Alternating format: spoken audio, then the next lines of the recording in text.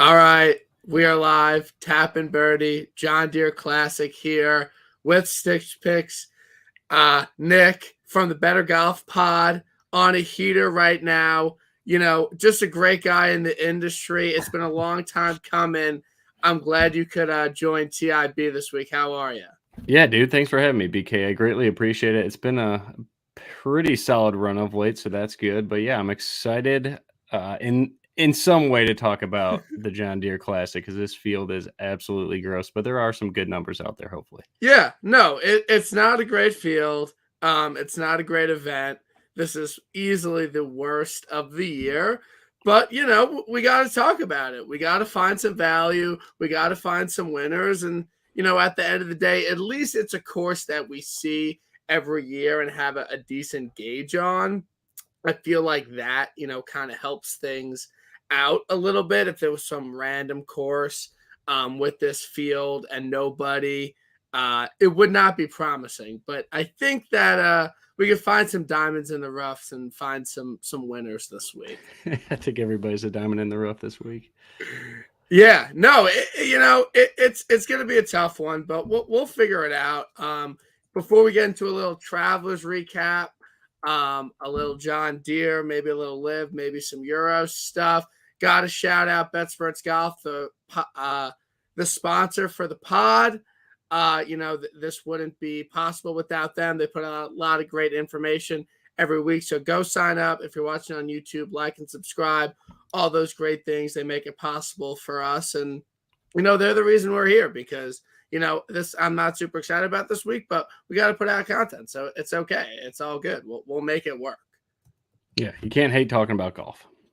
So you're an Illinois guy. You live in sir. Illinois if you used to. Yeah, no, I still do. I'm about 25 minutes west of Chicago now. So I know this is in Illinois. Are you making the trip? Is this not worth it for you to go? What's up with that? I was thinking about going Friday, but I saw there's going to be rain potentially Saturday, so I was going to do the whole Friday Saturday thing. But this field is so damn bad. But I've always wanted to go out there and sweat, you know, the cut line on Friday in person. Yeah. I feel like that'd be a lot of fun following some of the golfers that you have. But no, I'm not going to make it. It's July 4th weekend, so I got to go out of town and go do July 4th stuff. Yeah, no, the rain, it does look like there's some rain in the forecast, so that's never enjoyable. I was at the Wells Fargo earlier in the year, and it was rainy and cold, and it was not as enjoyable as it was last week being at the Travelers Championship on Saturday and Sunday. So that was a fun experience. I'm sure it was a lot more fun for you as you had a ticket on Xander outright. He was number one in your model, if I'm not mistaken. So again, what types of things did you put in that made him come out? Why did you think he was such a good value last week that you ultimately decided on him for an outright? Overall, for Xander, it was his tee to green and his expected tee to green. It's kind of hard to explain what goes into my model, but it does produce what it, you know, implied odds and implied probabilities and everything like that. And I think I tweeted it out to Spencer because I damn near bet Xander every single week I can. If I have at least a 2-point edge, I'll take an outright on Xander because he's one of my favorite golfers. But yeah, it had him at 13-1, so I did have to price shop a little bit. I think PointsBet was where I took it at 22-1, but the expected tee to green, his overall success on TPC and P dive venues, and that was kind of it. Just more of a number grab for the most part, because like up top, you know, Rory's going to look great on everybody's model. All these, you know, it was a stacked field last week, so everybody's going to be a top 5 play for the most part. But Xander had the highest significant value or the highest implied probability difference from the market to what I had. So he was my top pick up top, and it was actually, I think I put like damn near half a unit on him to win, which is usually much higher than I go in the outright card. I usually just put about 1 full unit in play out there. So I had to get long outside of him. I think the shortest guy I took after Xander was Tommy Fleetwood and then Keith Mitchell. But other than that, it was a very light outright card for me. It just happened to get it right. And I don't know. I was not worried about Sahith on 18 for some reason. On 17, when he hit that great shot out of the divot, and then he birdies it, it's like, shit, all right, that's probably it. And they put it in the bunker, and then obviously everybody probably listening saw the shot. It was just, I don't know. I never really was worried about Sahith. I was worried about Cantlay going into Sunday, but Cantlay beat himself. So right when he was going backwards, I was like, I think we're in a good spot if Xander just plays okay. So he played great, and then obviously just kind of a bad run there at the end. But at least Xander birdied 18, so it wouldn't have mattered Yeah. if he did lay up out of the bunker. But yeah, no, I was really like most of the weekend, because on Saturday I was following Sahith and Seamus Power, and he was playing really well, and he hit some like really bad drives. Like me and my friend Adam were like laughing about how bad he was driving it, but he just found a way to save par.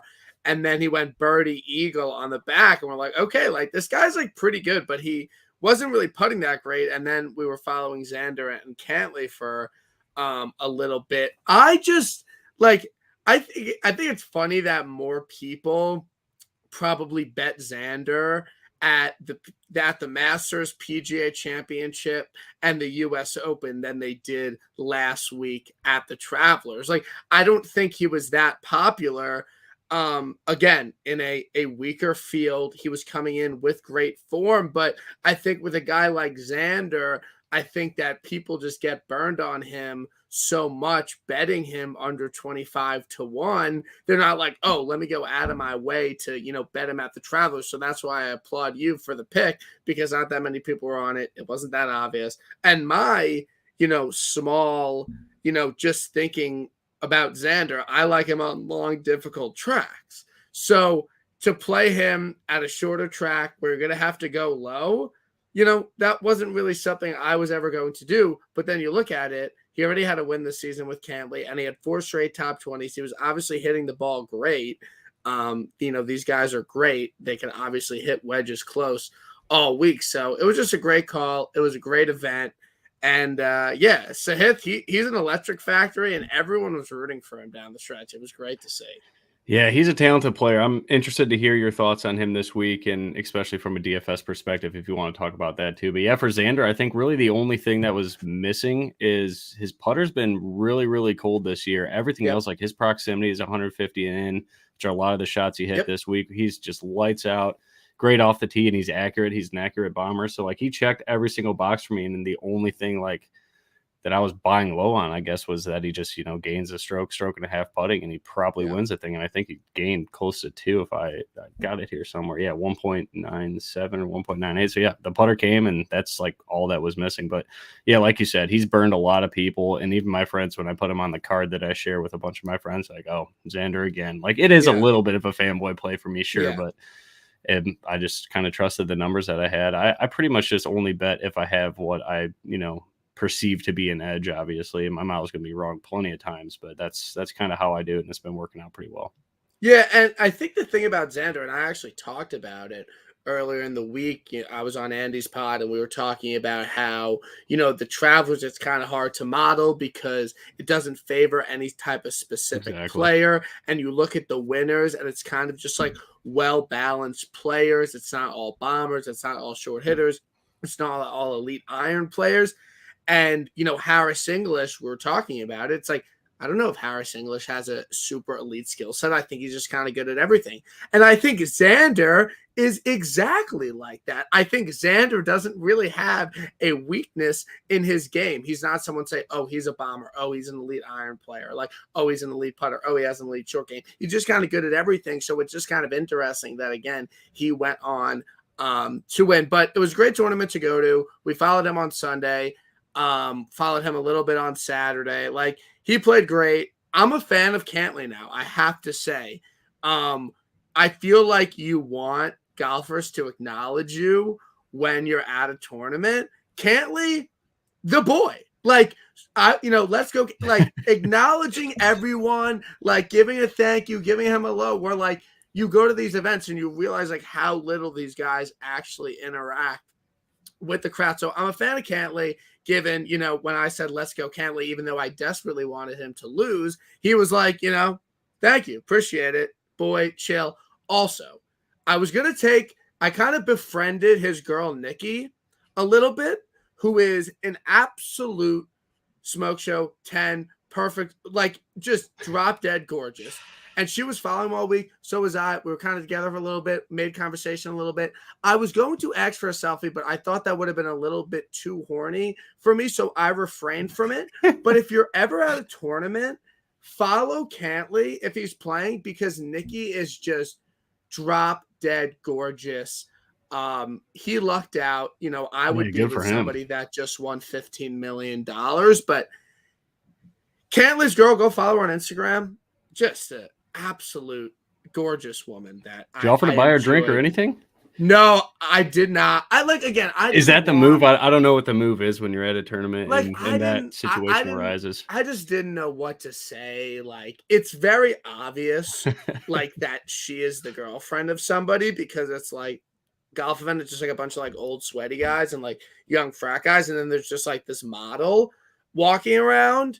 But yeah, we chatted it up. I got my selfie with Dottie, did numbers. You know, Dottie, she gets so much love at tournaments. Like, I know I took the selfie with her, like, and people like walking around, like everyone's like, let's go, Dottie. Like, everyone loves Dottie. She's just a great woman. People love hearing her on the broadcast, and then they see her in person. She got her visor on. She's like a short woman. People love Dottie. She's a fan favorite. Love it. No, it sounds like a great time. Yeah, no, it was a good weekend. You know, Travelers will be back next year. We'll be back every year, as it's kind of the closest tournament to me. But just a good weekend with some friends, a lot of beers. It was hot, but I'm happy to see Xander win a solo field, like with a cut. Like, he needed it, he got it. So I'm happy for him. And it wasn't a rinky-dink event. There were a lot of good players in it. So, you know, I'm happy about it. So we're moving on to the John Deere. This week we have a historically bad field. I think it's even like legitimately worse than like the Bermuda. It's worse than bad, dude. It is. And like some really bad spots. And I don't even think Liv is really to blame for it. I think with everyone going overseas just next week, and a lot of people being at the Travelers, like, it was just a tough spot in the schedule. So I don't think there's anything to blame Liv on, but obviously it's a shorter TPC track. You're going to have to make a lot of birdies to win. This has been the breakout spot for a lot of elite players like Jordan Spieth and Bryson. Is there anything you're kind of looking at in particular this week and targeting golfers that you want to bet outright? And in DFS, were there any stats or anything? I know inside 150 birdies are better, but what are you kind of looking at, and what are you factoring into your models this week? Yeah, the proximity 150 and in is very important, but in a birdie fest, I want guys that can make putts. These greens aren't super easy. I've played the course many times. It is quick. Okay. The rough is very penal, so you probably want guys to hit the fairway, but, you know, looking at past winners, it's kind of like the Travelers. You don't have to be lights out accurate off the tee, but that's kind of my concern with Theegala. If he's going to be, what is the ownership right now? I don't know if you want this to be semi. No, we're both DFS whatever. And outright. But like, yeah, he's going to be like 22% ownership's a projection right now for 10.1 Sahith Theegala, who doesn't hit a ton of fairways. He was pretty good last week, and at the Waste Management, it's, I don't want to say it's a very similar setup to, it's obviously a lot longer than TPC Deere Run, but you do need to hit fairways at Waste Management, and he kicked ass there too. So. Yeah. I don't know. I think right now I'm just 100% out. I know you got the number 40-1 early in the week. I think that's an excellent number. My model has him at 29, so you got a ton of value there. I would have certainly bet it had I been up and checking the numbers early. So 40-1, I do like that, but now he's down a lot shorter than that. So I think the value is sucked out of that number. So those that bought early, I think, have a great ticket, but I'm not going to chase it. I think I'm just going to be out on him in all facets. Like for DFS, I feel like, and Spencer's happy to hear this, I'm sure, but I feel like I'd rather have Jason Day than him. Yeah. No, I think Theegala is kind of an interesting case, and I talked about it because, like, last week, literally following him, like, it just made so much sense to play him next week, regardless of what he did. Obviously, if he won, he would be way less owned, but just kind of the way he was hitting the ball so well, the way he's performed at TPC courses, you know, not elite field, like, this could be a great breakout opportunity for him. And obviously I was thinking about betting him the week before, and I kind of thought 30-35, and obviously I'm monitoring the odds as they come out Monday morning, and 40, and I was just like, Okay, like he probably will not win. Again, I do not think Sahith will win this week. I think that Is would it be a lot to Sahith? add. Sorry to cut It's you off Sahith. there. It's I Sahith. say Sahith. I butcher so Yeah, many no, I fucking think names. everyone says it wrong, All but right. I think he's okay with it. He was on the pod, talked about it, no problem. But I just thought that the number was just like too high, and I was just betting it in a field of golfers that I'm not dying to bet. So it was just very easy for me to just be like Monday morning, okay, 40-1 Sahith. Like I'll bet that because I thought I would get a worse number, 40-1. I thought that was pretty good. I don't know if I would really advise betting him at 25-1. And I don't know if I would advise betting it because you want to take a lot of shots this week. Again, like you talked about last week, if you bet someone under 30-1 at 25-1, it just kind of like leaves you a lot less options down the board. And I think this is obviously a great week to have a lot of cards and have a lot of guys that you could bet, start your card at 50-1 or something like that because of, the variance of this event, the non-elite talent at the top. I just think it makes sense to start your card a little bit more down. So the 40-1 allowed me to do that. But I was just kind of looking last year. Lucas Glover wins. He goes out and shoots a 7 under on Sunday. Really elite performance. Adam Shank was playing well. Munoz was playing well. And that was my guy last year. Was Munoz. I was kind of looking. Again, it's golf betting, so but I don't think there was really anything that could have pointed you to Lucas Glover winning this event last year in terms of his recent form. He wasn't doing anything leading up that you said, okay, Lucas Glover, like he's peaking right now. Before his win, he had a 41st where he lost strokes on approach, miscut in the event before, 37th in the event before, loss on approach in 3 straight events. However, if you look at his history at the John Deere in his last 2 appearances there, in 2019, he gained 7 strokes on approach. The year before, he came in 25th, gained 4 points on his stroke. So I think that, again, small sample size, just looking at it, I feel like there's a case to be made that it's important to look at course history and how these guys have played here before. We've seen Steve Stricker win this event 3 times in a row. So I don't think there's anything wrong with betting someone that might not be in the best of form if they've proven that they can play well at this event. I just kind of thought that was interesting looking at Lucas Glover last year because he wasn't coming in great form, but he had the course history to back up his win. Yeah, absolutely. What has he got? Top 25, top 10, and then the win in different years. I think he took a year or 2 off. I got it somewhere. Yeah, so he took 2018 off. But yeah, course history. It seems to be one of the more predictable courses out there. Most TPC tracks are, I feel like, for the most part. So you do your plays and fades every week in DFS. Who are you starting? Last week. Who are you? Yeah, you said you were fading Xander. What I was know. up with that? His ownership just kept creeping up, and then I had bad numbers. I had him projected for 20%. He closed at 12 in the MME contest, so that pisses me off. So would you have had a good week, or Siwoo just derailed everything? No, I had 70% Siwoo.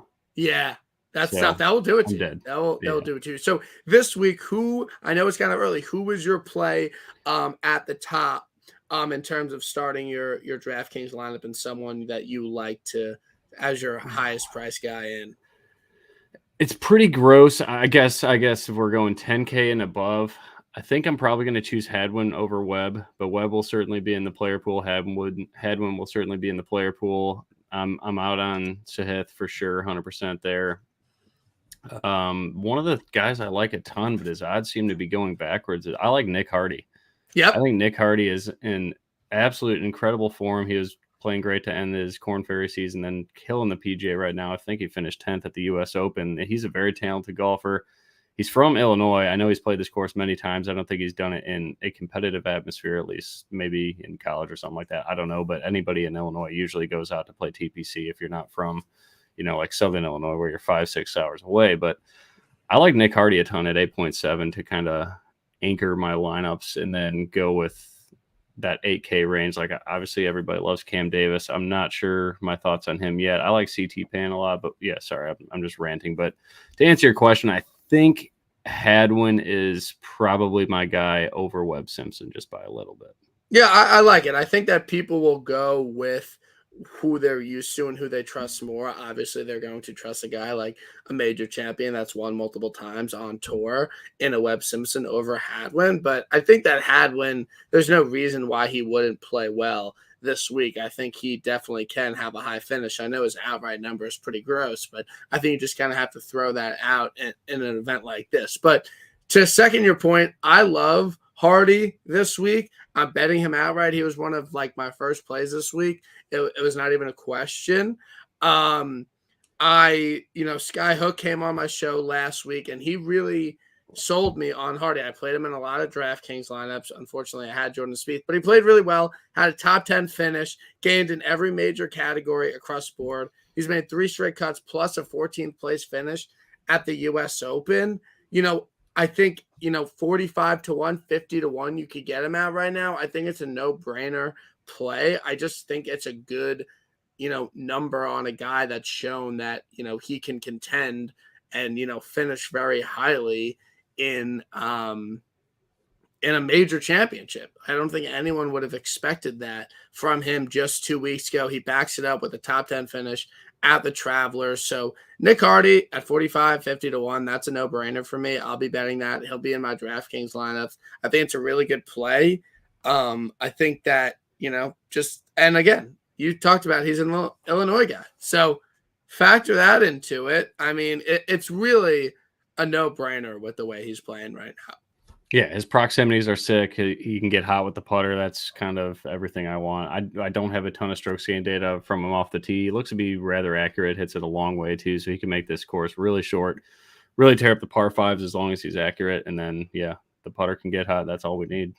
Yeah, so Hardy, I'm writing him up as my favorite outright play.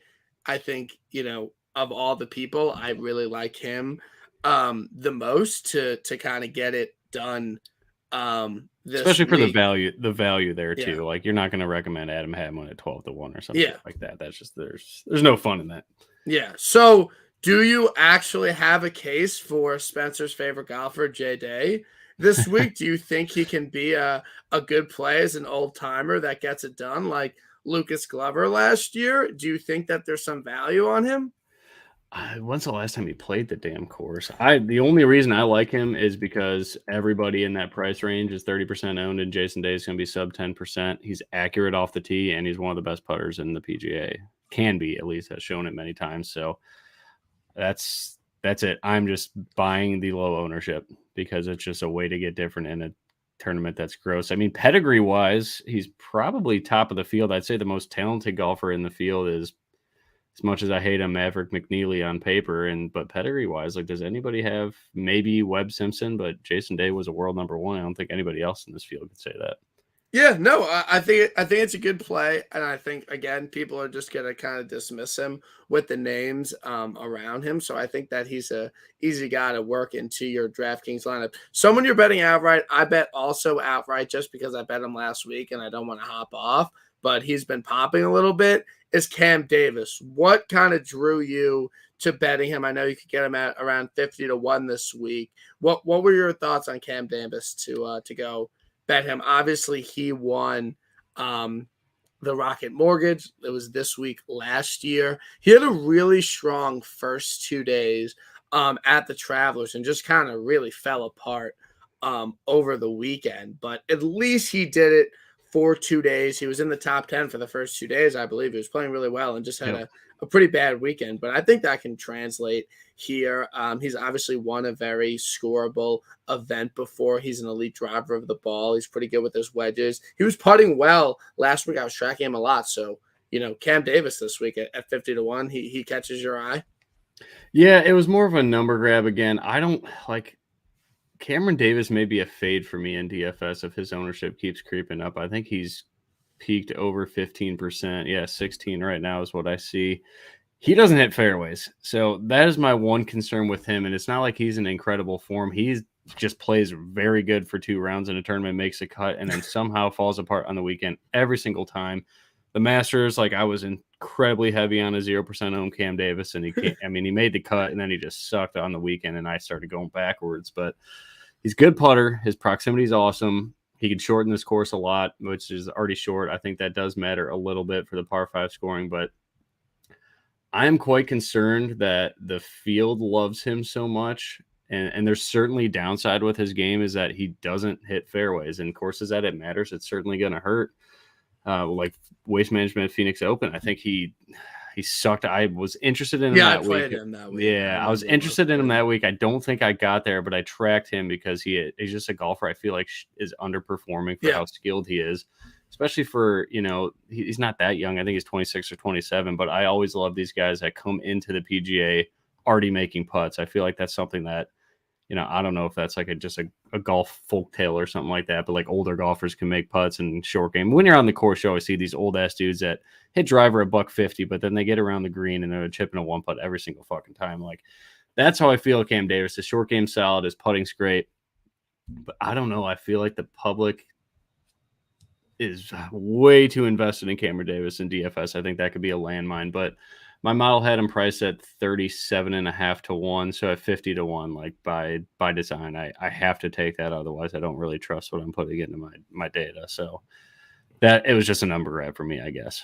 Yeah. I don't like that ticket anymore. Now that we talk about it a lot, like just, I usually like my tickets if the public's not going the same way.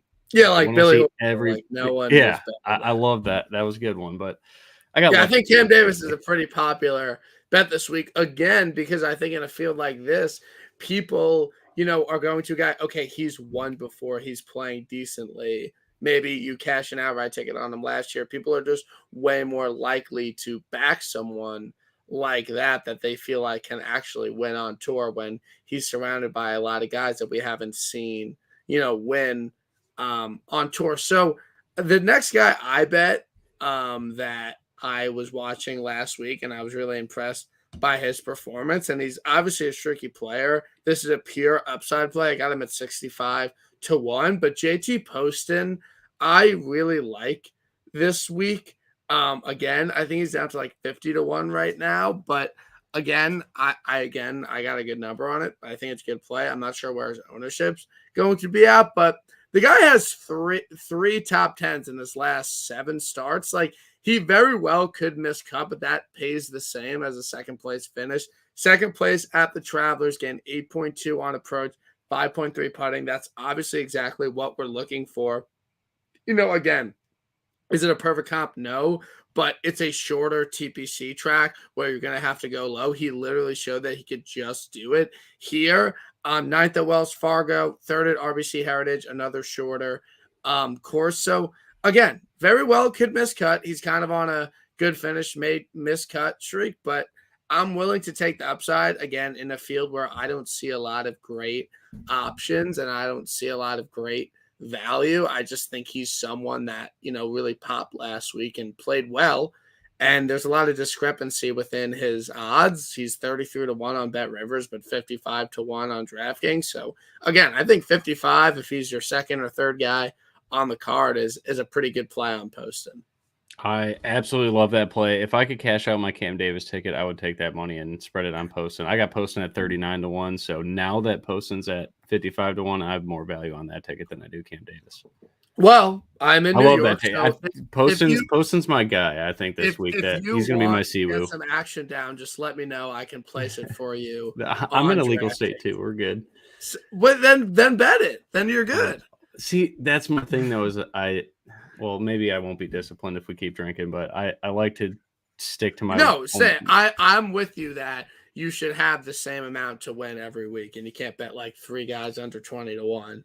And well, it depends on the week for me. It all depends on like what edges you have. But when I don't really like anybody sub 50 to 1, I feel like, I don't know, I need to take a stance. And I took it on Cam Davis early because I thought the same thing with Sahith. Like I knew Sahith would probably go down if he opened around 40 to 1. Again, I wasn't awake when it happened, but I thought Cam Davis would get bet down to like 35 to 1, and it's just not happening. I think Poston's that guy.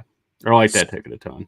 So the guy I'll bet him too. Why not? Whatever. We can get a little irresponsible this week. Yeah, I don't know if either of us are betting him. I'm not really sure. But the most tipped golfer this week is Adam Shank. And I started this show by Good. talking about how, maybe recent form isn't that important and you just want to look at guys that have played well at this event as Lucas Glover did last year. There's no one that has better course history in the last 3 years than Adam Shank this week. He's gone sixth, fourth, had some really impressive performances here. He easily could have won last year. You get him at 60-1. What are your thoughts on Adam Shank this week? I'm assuming you're fading him because he's 7,700 on DraftKings and he's top 10 here the last 2 years, and he's going to be one of the highest owned golfers on the slate, in my opinion. But do you think that he could fit the trend and go out and win this thing? He's currently in the player pool. I just personally do not like him at all. And that's one of my weaknesses. I am rather biased when it comes to some people. Like Davis Riley, it couldn't matter what his number was. I don't think I'd ever bet it. And I don't know why I don't like him. I usually like the Southern SEC boys, but I don't know, maybe because the public loved him so much so early. I don't get it, but it's true. And that's kind of how I feel about Adam Shank. Like him and Svensson are probably a lock in your cash game lineups, both those guys at 7,700. I like Svensson a lot more. The ownership's a lot higher on Svensson than it is Shank. I know Shank's up there too, but it just doesn't feel right betting at Adam Shank. But the course history is there. The form's not terrible. I mean, it's not like miscut last 24 week. US Open. I thought that he was going to win the Canadian Open. He was not going to, but I thought he was because you look at his ball striking numbers from the Memorial. He gained 7 on approach, 2 strokes off the tee. So, I mean, just really impressive stuff. But again, I think it's easy to kind of put guys into, like easy course, like easy course versus difficult course. His best results in the past 2 months are all on difficult tracks. 9th at Wells Fargo, difficult track, made cut at the PGA Championship, 26th at the Memorial, 24th at the US Open, and then he goes out and misses the cut at the Travelers. So again, he showed he could do it the last 2 years here, but if you're looking for a reason to fade or not bet him, I would say that would be it. But Svensson, I'm on at 65-1. I think that's a really good number. I bet him last week, and he played well. Top 24 finish. Yeah, he's a good form. He's just kind of trending a little bit. The reason why I liked him going to the Travelers is because at the Canadian Open, he gained strokes in every single major category. He did the same thing last week, except just lost some around the green, which I think is pretty finicky. He could, kind of go. But I'm really kind of intrigued by the fact that he's gained strokes putting in his last 5 events. He's definitely someone that's known as not the greatest putter, and he's a little bit of just a great ball striker. So 65-1 in a weaker field, made a bunch of cuts in a row, hitting the ball super well right now, finding a little bit with the flat stick. That's an easy bet for me at 65-1. So I'm glad we're on the same page with the Canadian Svensson. Absolutely. I think that's pretty good value there. Let's see what I have him at. It's pretty short. 51, so 9 points of value there. Not too bad at all. Enough to get a ticket through the window. But for Adam Shank, real quick, if you look at, like you said, just to trust guys that do play well here. I'm not a huge course history guy, but I don't see any reason why you wouldn't play him because he came in 2021 playing like dog shit and did great there. 2019, Same exact thing. So it's like form for him. The course just fits his eye. I don't know where he's from. Maybe he's a Midwest guy and played here a lot. I don't know. But yeah, he went to Purdue. Oh, Boiler Up. All right. It's a great school. Good times there. But he's in my player pool because I tried to find something wrong with him. And then I look at how he does here. And it's like, okay, he's terrible all year long. Comes here, tears it up. Like, I think he's going to stay in the player pool. I didn't get there in the betting market, but I think that will be my exposure to Shank there. Love it. So the next guy you're betting outright is CT Pan. What drew you to CT Pan? I know he's with Drew a couple times recently. Hadn't had the greatest form, but CT Pan 60-1. That's something that you were interested in this week. Yeah, he kind of checked every single box for me. Kind of like I don't want to compare him to Xander, but like Xander checked every single box I was looking for last week, as opposed to, Cam Davis checks every single box besides accurate off the tee this week. Posting everything besides the elite proximity ranges, 150 and in. CT Panch is pretty solid across the board. He's not great in those proximities by any means, but he's, lethal accurate off the tee. He's great approach player. I think anything but 150 and in. His numbers are expected numbers that my model kind of projects look really good. He's a good putter. So kind of, I know around the greens probably his strength in that, everything you read says that doesn't really matter here, but I don't know. I don't really like that ticket either now that you got me on Poston. I feel like I should get rid of the Cam Davis and the CT Pan to win. I'd rather have CT Pan top 20, which is a ticket that I punched, but I don't know. CT I had him at 49 to 1. So it was just, again, another value grab to kind of fill up my card. But I don't know. He's probably more of a DFS play. Yeah, I think love Poston is the play. I think Poston's the play, but CT Pan is probably the only guy in that AK range that's going to be sub 10%. I think you're probably just better off playing him a DFS than you are betting him, because everything's going to balance out a little bit. I think that's love what it. I'll do too. But yeah, Poston, that's my ticket now. Good all right, we're on Poston. I think Poston's your winner, or Adam, or Hardy.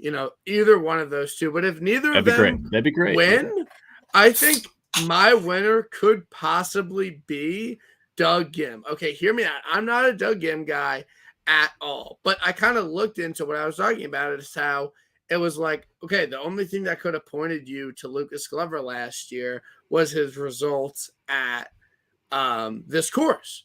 And he wasn't coming in great form or anything. You look at Doug Gim, his best approach performance of his career came at TPC Deere Run at this event last year. We came in 18th place, gained 7.7 on approach, gained even more strokes on approach than he did at either of his players' events. So this is a pure small sample size. I'm going to take someone that has played well on approach at this course again. Obviously, he was a great talent, in his earlier years. He hasn't really panned out much on the PGA Tour other than at the Players. But again, I just think this is a good spot for him. He missed a cut last week at the Travelers. Okay, give him a little rest. But he was 18th at the Canadian Open the week before. Gained over 4 strokes ball striking. Give me Doug Gim.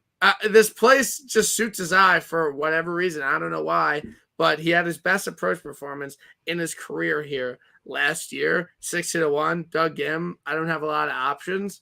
I'm fine with that play. I'll die on the Doug Gim hill, and if he misses the cut, I will have absolutely no problem with that. I think you're onto something there. The offshore market absolutely loves Doug Gim, so I always try to keep an eye on that too, just to see where that money moves. But yeah, Doug, the Gim Reaper, he's another Illinois boy too. So yes, he's from Illinois too. So he's from like 10 minutes north of my house. So he's definitely played this course a ton. This is again. I tweeted it earlier in the week. Like, it's John Deere week. Like, there should be no you can find whatever reason you want to bet somebody. No one should be able to talk you off of any pick this week. You want to bet a guy that usually bet at 70-1, at 20-1, like, do it. Like, you want to bet a guy just because he's from Illinois with Hardy and Gim, there's better reasons for it, but sure, just do it. It's fun. We're having fun this week. Like, this is a week where you could just kind of do whatever you want and have fun. I think that ticket's better off as like a top 10, top 20, but yeah, he has gained strokes putting in the last 2 rounds, and that never happens. So maybe he figured something out on the greens. That'd be great. How did he putt last year at the event? Was he good or bad? No, he lost strokes putting. That's why I didn't. That's what he does all the time. But yeah, I mean, his ownership's pretty low too. So I'm always in on the Gim Reaper, but he's every single lineup. Every single lineup for me. Not even a question. Just absolutely 100% dug in this week. That's never, turned out poorly. Another guy you're betting, John Huh. What kind of intrigued you about him? What is your take on Huh this week as a potential outright bet or DFS play? John Huh was a better version of CT Pan in my numbers, and he's cheaper. So his implied probability for me is like 2.7. So right about 37, 38 to 1 is what I had him on the outright market. So obviously, I think that's a little due to the absolute shit field here. So, but he's in excellent form. I think 3 straight top 30 finishes. Before that, I think it was cut twice, but he checks every single box for me. The proximity's good. Yeah, he's playing well. Yeah, he's just in good form. His ownership doesn't scare me because he's lower priced than a guy like Cam Davis. Again, I feel like Cam Davis is a landmine, but John Hudd just seems to be figuring it out right now. Has he played the event before? I didn't even look at that. Yeah, tied 7th in 2018 and made the cut last year. That's about it. But he's priced at a guy like, if he makes a cut, he's going to be positive for your lineup. Other, like Cam Davis, you need like a top 20 finish, if not more, to pay off that salary at that ownership. So John Hudd, I think, is a guy that's pretty safe. Yeah, he's playing well. He's got some good results. Why not? Do I think he could win? Absolutely not. But though like I a bet top the 20 ticket, DraftKings just to get a guy through your 6-6, like why not? I think that checks out. That's someone that can work. So I like that play. Might put him in a few DK lineups. For you, in terms of my card, I'm not really betting too many more guys. I think as someone, maybe to just kind of round out your DraftKings lineups, I know he's popular, but again, at the end of the day, like he's playing really well and he showed out last week and he wants to play well on tour, but got her up. I mean, made the cut at the US Open, 35th at the Travelers last week, gained like 4 strokes ball striking. He's a talented player. I'm not going to say that he's a Jordan Spieth or Bryson that can, come out and win here. But I just think as a guy, be your 5th or 6th guy in your DraftKings lineup, why not? Like he's playing well. He's an elite ball striker. He's someone that could be very talented on the PGA Tour later on in their career. Like I think just get him now when he's playing well. So I think Gotterup is kind of my lower end guy that I think can play well this week. And if you want to take a punt on him at 150 to 1, I think there's really nothing wrong with that at all. Yeah, he's a very talented player, a great ball striker, hits the ball an absolute mile. The only thing I wish I had more data on is how is he off the tee accuracy wise. Yeah. But his proximity is good. Like he's going to be a player that we talk about for years to come if he doesn't go over to the live. Yeah. So hopefully that does not happen anytime soon. Is your favorite bomb this week Moore? Is Ryan Moore your guy down the board this week as a triple digit play? Is it someone to round out your DraftKings lineup? Taylor Moore, you mean? Yeah, Taylor Moore. I don't know. I don't know if I like him that much. I had him priced at 85 to 1, so that's more of a number grab. I wish I had more information for you there, but my favorite DK bomb. Oh man. Like what about Lipsky? I feel like Lipsky's. I love that's probably it. I think he's a hammer kit play. Actually, my model had the most edge in every single market placement outright. I don't think he could win, but Lipsky fills it up for me. His proximities are a little shaky, but on that, he is lights out accurate off the tee. Great ball striker, solid putter. I mean, the putting form has not been great. He was better last week at the Travelers, so that's kind of where I'm betting on to come there. But he's got 3 straight top 30 finishes too. So and to finish tied 13th in that field last week is pretty impressive. He was good at the RBC, which wasn't a bad field, but not a great field. Same with the Schwab. So, again, he's more, or who am I thinking of? Yeah, never mind. I was just reading off John Huff. My bad. I am telling you on Lipsky, I just threw $75. Lipsky got cut last year. Yeah, he got cut last year. My bad. I was talking about John Huff. But no, Lipsky checks every single box for me. His putting I'm tailing the hammer kid play. Top 20. I'm not betting top 40, but top 20 plus 300. Getting greedy. I'm fine with that. I hate depositing on placement bets. I'm just not going to deposit. Like I'd rather just bet it on a local and deal with it on Monday. That's fair. Okay, yeah, I guess local's all top 20. Like that's fine with me. I have no problem with that. But yeah, I'm officially tailing. If he's your hammer kid play, Keith Mitchell killed it last week. I bet him outright. Top 10 finish. He's Same. playing really well. I think he's trending for a win. 3M Open, Keith Mitchell, winner.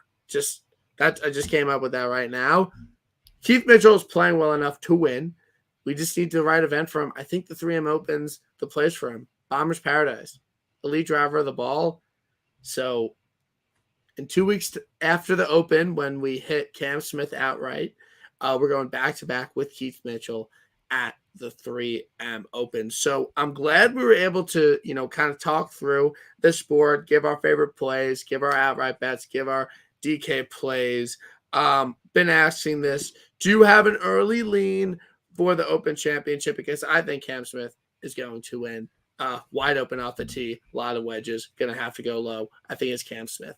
In 2 weeks' time, we will be at the final major of the year. Do you have any early leans for the Open Championship at St. Andrews?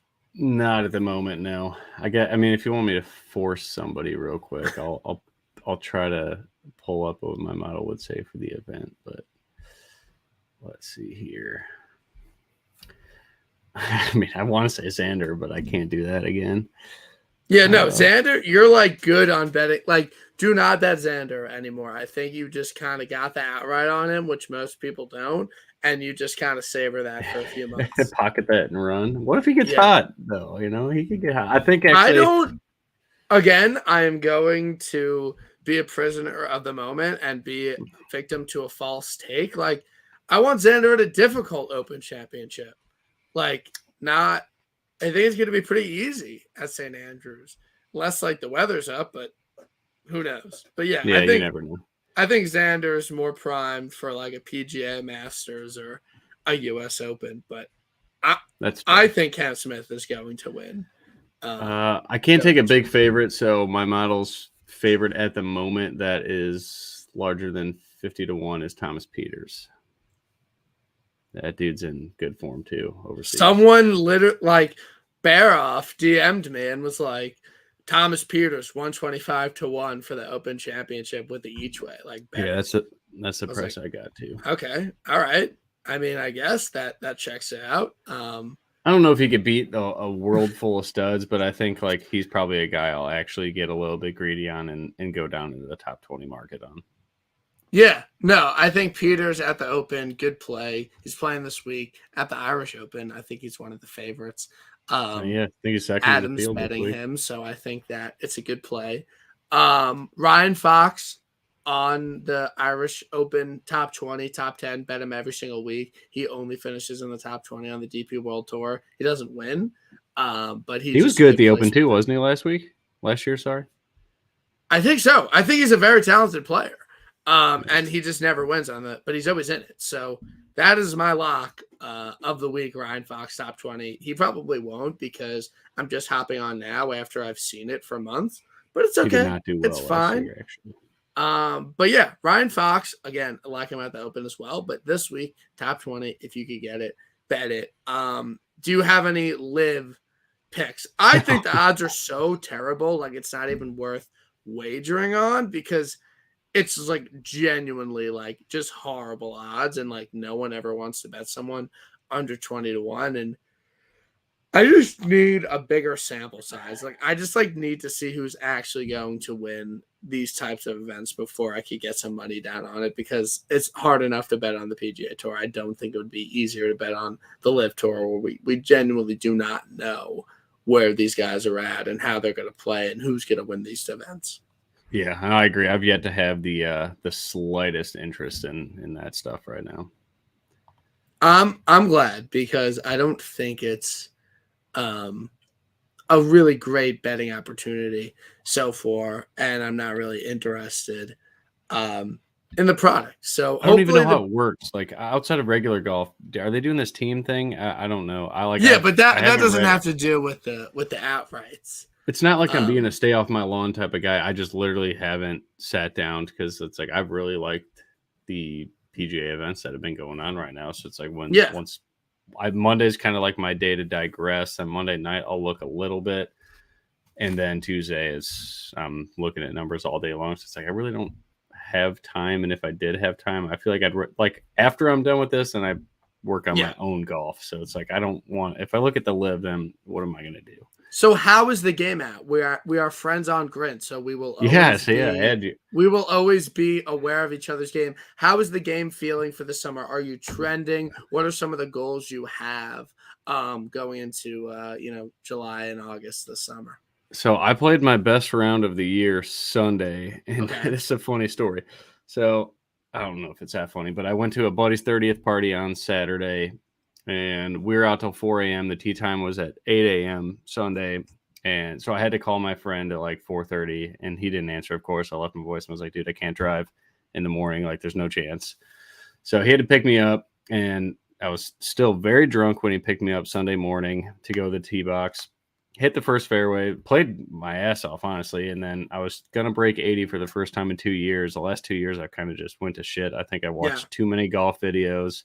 Started dissecting like too many things, and I don't know. I lost my game for the last 2 years, but yeah, I was all I needed was to bogey 18 to shoot 79, and it was a stupid, like insane, like that woman's golf, the high school golf thing. Have you seen the video? Yeah, like the pin was in a tough location. It was like that, yeah. I was like 5 feet deep at the pin, just missed the rim, and it went down to the fairway. So I ended up taking 3 strokes from there to take a double and shoot 80. But other than that, like it was really good. I played yesterday, just 9 holes, shot 40 from the back. So everything's going well, but I just, we need to work on putting more. Off the tee is a little sketchy. I still shake when I pull my driver out, but other than that, everything's been in pretty good shape. So approach plays there. You just gotta hit some more fairways. Recently, yeah. Irons were my issue when my game went to shit 2 years ago. So shout out Detroit Dave. He's if you ever just talk to him about mental golf thoughts, he makes it so much easier. Like I'd go watch YouTube on like ball striking, and it's like you learn 7 different things, and then I stand over the ball like, what the fuck am I thinking about right now?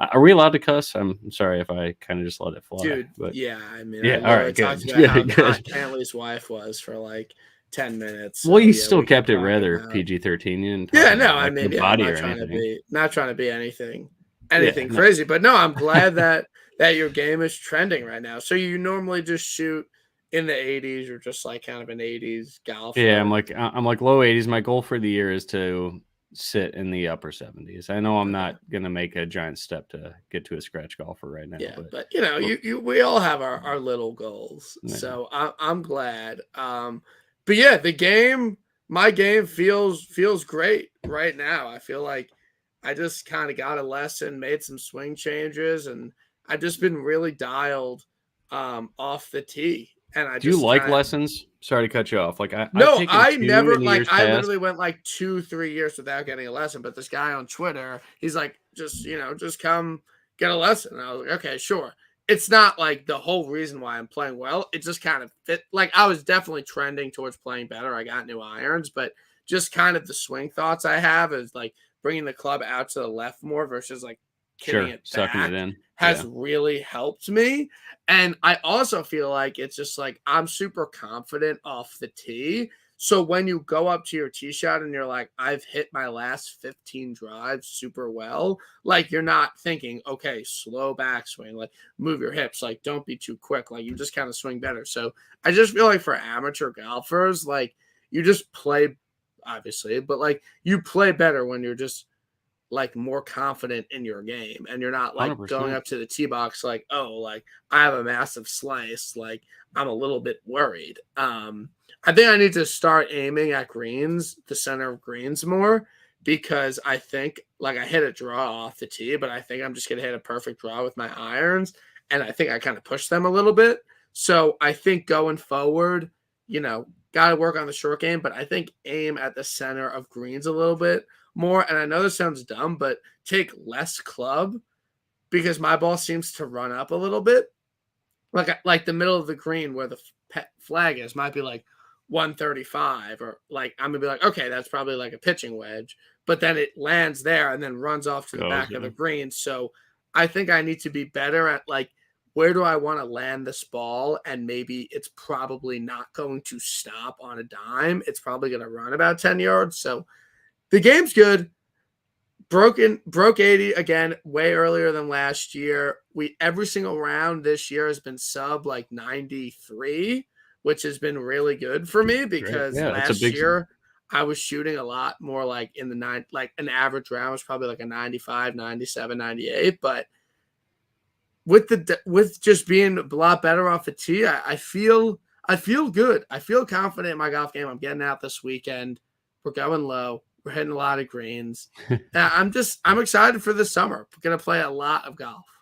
Yep, that's what you got to do. I try to play as much as I can during the week, outside of Tuesdays, obviously. But yeah, and aiming for the middle of the green, I think that's the best piece of advice I ever got. Like I don't know if it was my dad. My dad's a pretty good player, but I was kind of self-taught because when he wanted me to golf, I was, I'd rather play baseball and basketball at the time of my life. But I think it was him. He's like, you're not fucking good enough to go pin seeking. So he's like, aim for the middle of the green. And when you miss, sometimes you're going to miss and it's going to help you because you're going to be close to the pin. Like if it's off to the right, he's like you hit a little push fade or something like that. Like, and that has helped a ton. And then you just got to make sure you two putt the rest of the way out and you'll make a couple one putts in there when you miss your spot of the center of the green and you're close to the pin. Like that's all you need to do. But yeah, once you start getting, the day I started getting under 95, like it goes quick. Then you start to go like to 85, and then I've been stuck there for 2 fucking years. But other than that, I think I'm on the right track, but we'll see. I hit balls like damn near every single day in the house, and it's like something